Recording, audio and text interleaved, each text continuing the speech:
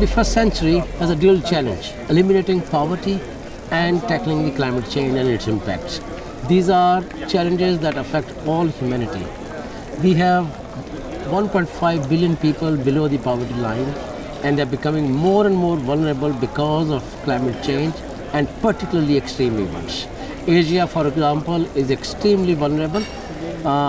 Floods in the typhoons in the Philippines and flood in Pakistan demonstrate that fact.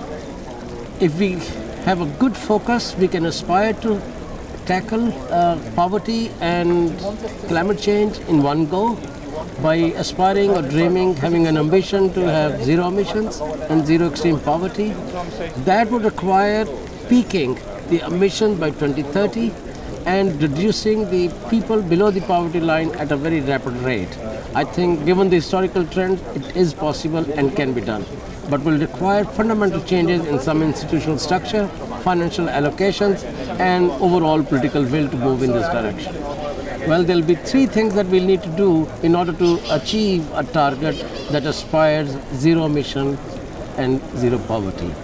One, revisit the political economy, and those who do not have sufficient resources are not included in the development pattern need to be included, and therefore the first point is to have an inclusive pattern of development. Second is aspire a very high ratio percentage of renewable energy in the overall energy mix, and for that I think the ambition need to be zero emissions or carbon neutral world. And third point that need to be made is that realignment globally to transfer technology and resources to developing economies so that their right to development is not compromised.